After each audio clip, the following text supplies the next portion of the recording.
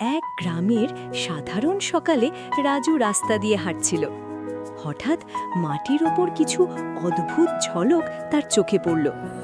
কাছে গিয়ে দেখল মাটিতে ছোট একটি লাইট জ্বলছে, কিন্তু চারপাশে কোনো বৈদ্যুতিক তার নেই। রাজু অবাক হয়ে বসে রইল।